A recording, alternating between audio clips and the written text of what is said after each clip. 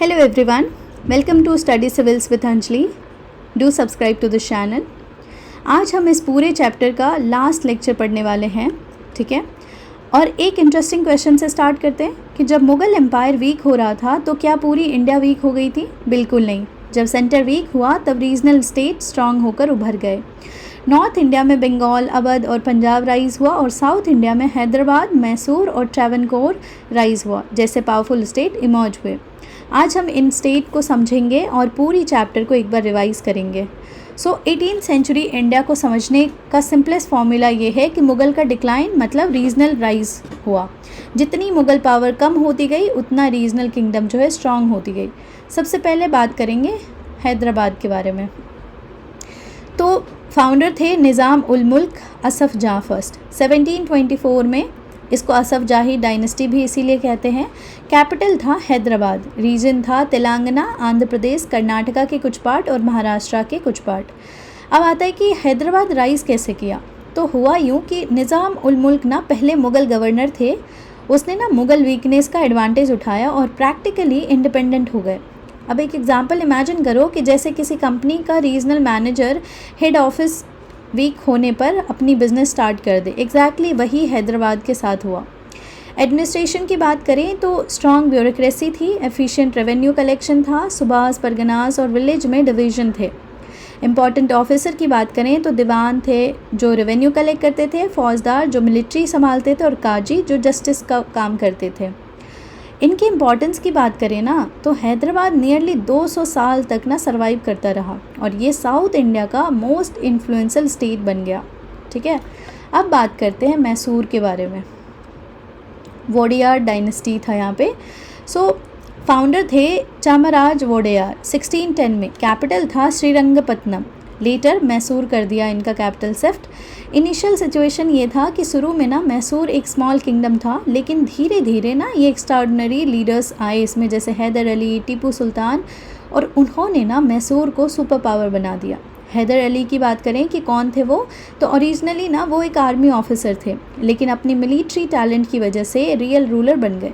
Achievement की बात करें तो स्ट्रॉन्ग आर्मी थी मैसूर के पास, मॉडर्न वेपन्स थे और यूरोपियन ट्रेनिंग था। तो क्वेश्चन आता है कि अगर दो आर्मी लड़ रही हो और एक मॉडर्न टेक्नोलॉजी यूज़ करे तो एडवांटेज किसको मिलेगा? ऑब्वियसली ना जो मॉडर्न आर्मी होगी, और इसी वजह से हैदर अली डेंजरस ओपोनेंट थे। टीपू सुल्तान की बात करें तो हैदर अली के बाद पावर आई टीपू सुल्तान के पास।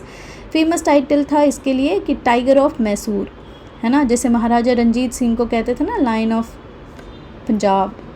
अचीवमेंट की बात करें तो मिलिट्री रिफॉर्म लाई ये टीपू सुल्तान, एडमिनिस्ट्रेटिव रिफॉर्म लाए, रॉकेट टेक्नोलॉजी लाई, ठीक है। टीपू सुल्तान की रॉकेट ना लेटर ब्रिटिश साइंटिस्ट ने भी स्टडी की। अब एंग्लो मैसूर वॉर की बात कर लेते हैं। तो टीपू ने ना ब्रिटिश को रेपिटेडली चैलेंज किया, लेकिन 1799 में ना 4th एंग्लो मैसूर वॉर में टीपू सुल्तान शहीद हो गए, उनका मृत्यु हो गया।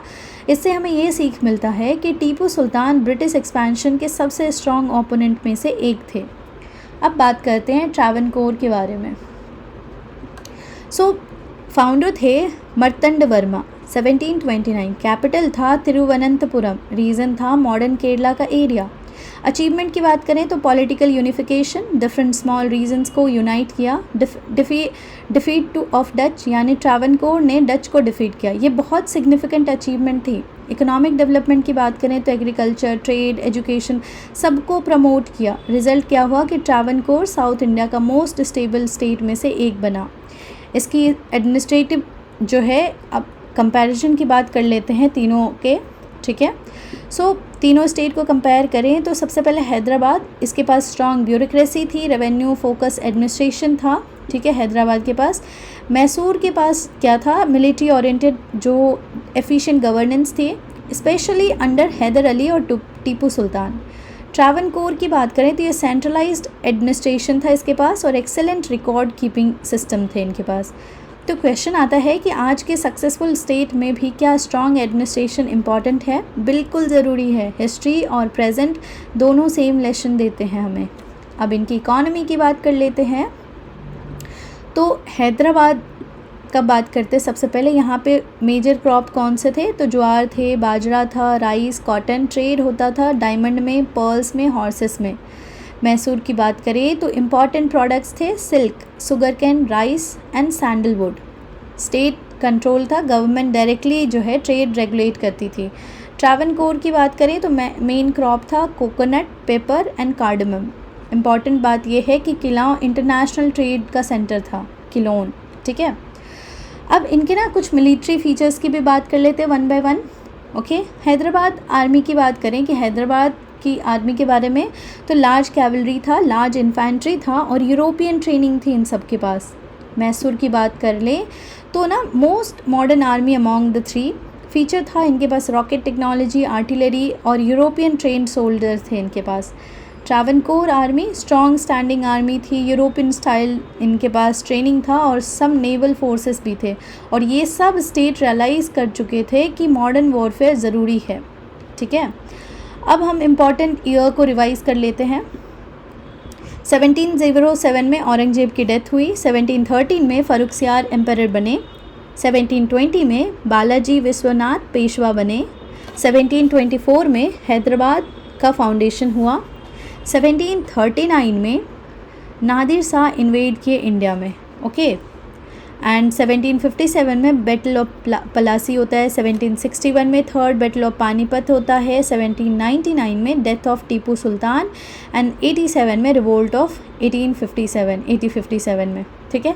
इंपॉर्टेंट रूलर की बात कर लें तो लेटर मुग़ल में कौन कौन से थे, तो बहादुर शाह फर्स्ट, फिर जहांगीर शाह, फिर फर्रुखसियार, फिर मोहम्मद शाह आए, उसके बाद आलमगीर सेकंड आए, शाह आलम सेकंड आया और फिर आखिरी रूलर थे बहादुर शाह जफर।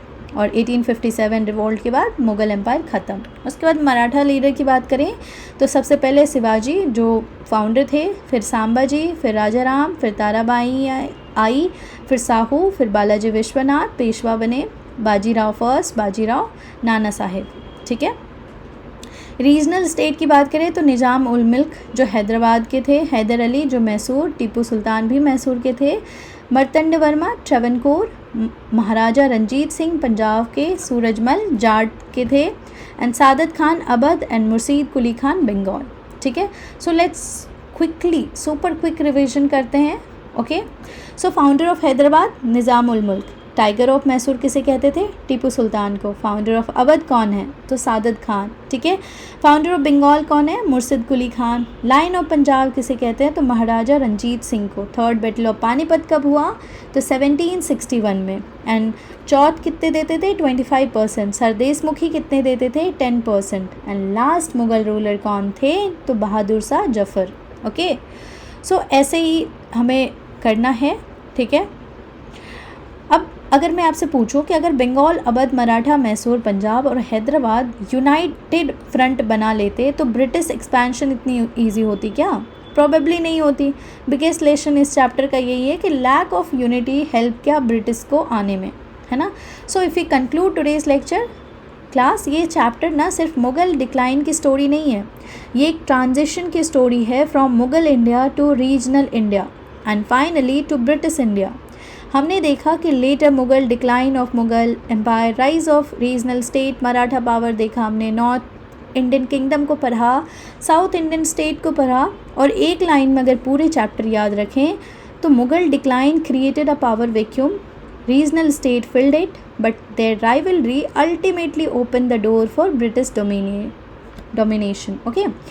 सो विद दिस चैप्टर हमने later Mughal, Maratha and other provincial kingdom को कम्प्लीटली स्टडी कर लिया। अब एक आखिरी चैप्टर मेडिवल हिस्ट्री में बचता है, वो है भक्ति मूवमेंट के बारे में, उसको भी हम डिटेल में पढ़ लेंगे एंड फिर विद दैट हमारा मेडिवल हिस्ट्री ख़त्म हो जाएगा।